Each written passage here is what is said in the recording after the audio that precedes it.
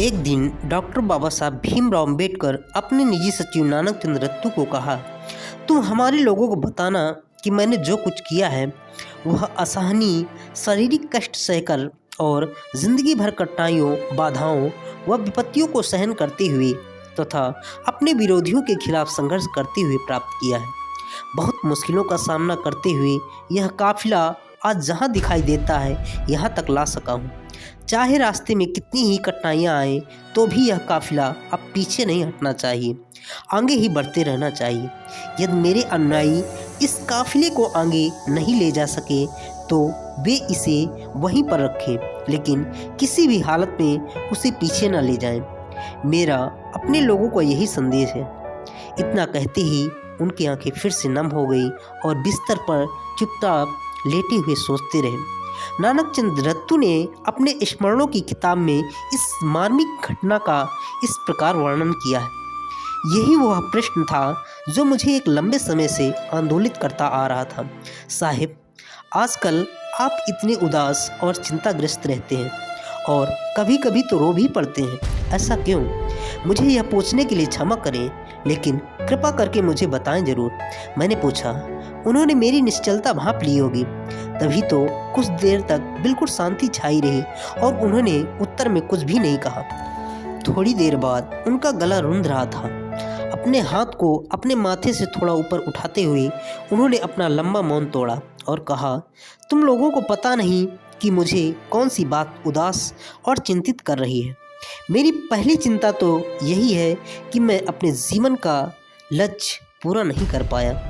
मैं अपने लोगों को दूसरे समुदायों के साथ बराबरी के आधार पर राजनीतिक सत्ता में भागीदारी करने वाले शासक वर्ग के रूप में देखना चाहता था। अब बीमारी ने मुझे लगभग अपंग सा कर दिया है। मैं जो प्राप्त कर सका उसका आनंद कुछ शिक्षित लोग ही उठा रहे हैं, जिन्होंने अपने धोखे और कटपूर्ण कार्यों से अपने आप को निकम्मा सिद्ध कर दिया है और उनकी अपने पद दलित भाइयों के प्रति कोई सहानुभूति नहीं है। वे मेरी कल्पना से परे हो गए हैं। वे अपने लिए और अपने व्यक्तिगत लाभ के लिए जी रहे हैं। उनमें से एक भी सामाजिक कार्य करने को तैयार नहीं है। वे अपने विनाश के मार्ग पर चल रहे हैं।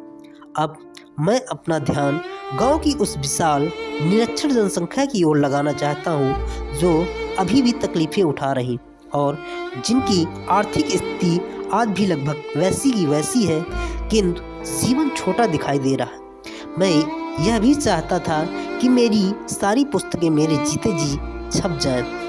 यह विचार मुझे अधिक दुखी कर रहा है कि मैं अपनी पुस्तकों the Buddha and Karl Marx, revolution and counter revolution in ancient Indian और रिजल्ट्स ऑफ हिंदूज के भारी कार्यों को पूरा नहीं कर पाऊंगा, क्योंकि मेरे बाद कोई भी इन्हें प्रकाशित नहीं करा पाएगा। यहाँ आकर वो भावुक हो उठे। मैं कुछ कहना ही चाहता था कि उन्होंने आगे कहना शुरू कर दिया। मैं यह भी चाहता था कि दलित वर्गों में से ही कोई मेरे जीते जी आगे आए और मेरे बाद आंदोलन को चलाने की भारी जिम्मेदारी अपने ऊपर ले, किंतु ऐसा कोई नहीं दिखता जो इन उम्मीदों पर खरा उतरे। मुझे अपने जिन साथियों पर पूरा भरोसा और विश्वास था कि वे आंदोलन को चलाएंगे, वे नेतृत्व और सत्ता के लिए आपस में ही लड़ रहे हैं। उन्हें उस भारी जिम्मेदारी का ध्यान ही नहीं है जो उन पर आने वाली है। मैं यह भी चाहता था कि अब भी इस देश और इसकी जनता की सेवा करूं। ऐसे देश में जन्म लेना पाप है जिसके लोग इतने जातग्रस्त और पूर्वाग्रहित हैं। किस हद तक यह देश नीचे जा रहा है। उन्होंने आंसू टपकाते हुए मेरी ओर देखा और मेरे पास भी आंसू भरी आंखों से उन्हें देखने के अलावा कोई चारा नहीं था। पहले भी कई बार मैंने उन्हें परेशान और रोते हुए देखा था, किंतु इस बार वह मेरी कल्पना के बाहर थे।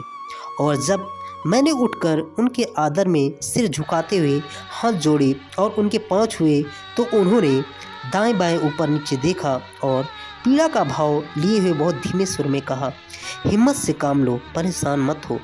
जीवन का अंत तो एक न एक दिन होना ही है। मैं स्तब्ध रह गया कि यह सब क्यों हो रहा है।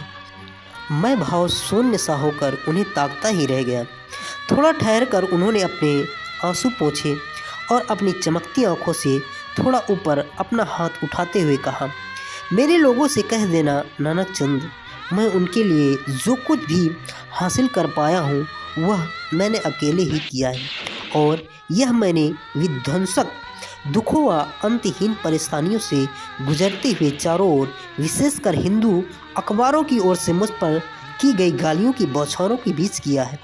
मैं सारा जीवन अपने विरोधियों और अपने ही उन मुट्ठी भर लोगों से लड़ता रहा हूँ जिन्होंने अपने स्वार्थी उद्देश्यों के लिए मुझे धोखा दे दिया है। मैं बड़ी कठिनाइयों से कारवां को यहाँ तक लेकर आया हूँ जहाँ तक आज ये दिखाई देता है। कारवां को इसकी राह में आने वाली बाधाओं, अप्रत्याशित विपत्तियों और कठिनाइयों के बावजूद चलते रहना चाहिए। अगर वे एक सम्मानजनक और प्रतिष्ठित जीवन जीना चाहते हैं तो उन्हें इस अवसर पर अपनी क्षमता दिखानी ही होगी। यदि मेरे लोग, मेरे साथी कारवां को आगे ले जाने के योग्य नहीं हैं तो उन्हें इसे वहीं पर छोड़ देना चाहिए जहां यह आज दिखाई दे रहा है, लेकिन उन्हें किसी भी रूप में इस कारवां को पीछे नहीं हटने देना चाहिए। मैं पूरी गंभीरता से यह संदेश दे रहा हूँ जो शायद मेरा अंतिम संदेश है और मेरा विश्वास है कि यह व्यर्थ नहीं जाएगा। जाओ जाकर उनसे कह दो, जाओ जाकर उनसे कह दो, जाओ जाकर उनसे कह दो, उन्होंने 3 बार कहा। यह कहकर वह सिसकने लगे, उनकी आंखों से आंसू बहने लगे। वह निराशा में डूबे हुए थे, बहुत विचलित थे। इतनी असहनीय वेदना, इतना कट क्षोभ उनके चेहरे पर अंकित था।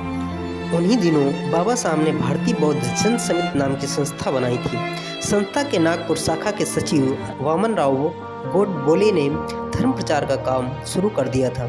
14 अक्टूबर 1956 का दिन जो अंबेडकर ने दीक्षा ग्रहण के लिए तय किया था अब काफ़ी नज़दीक था। अगस्त में उन्होंने बातचीत में यूं ही इच्छा जाहिर की थी कि वह बम्बई, सारनाथ या नागपुर में दीक्षा लेना चाहते हैं, लेकिन प्राथमिकता नागपुर शहर की थी क्योंकि ऐतिहासिक दृष्टि से यह बहुत महत्वपूर्ण शहर। नागपुर बौद्ध नागाओं का प्राचीन शहर था जहाँ से बौद्ध धर्म के प्रचार की अलग जगाना चाहते थे। उन्होंने वामन राव गोडबोले को दिल्ली बुलाया ताकि उनके साथ दीक्षा समारोह की रूपरेखा तैयार की जा सके। समिति की ओर से दलितों को अपील की गई कि वे ज़्यादा से ज़्यादा संख्या में सफ़ेद वस्त्र पहनकर नागपुर में बौद्ध धर्म की दीक्षा लेने के लिए पहुँचे। बाबा साहब ने अपने अनुयायियों को फिर से कहा, तीनों दिन मेरा स्वास्थ्य गिर रहा है, इसलिए धर्मांतर के दिन में अब देरी नहीं करूँगा।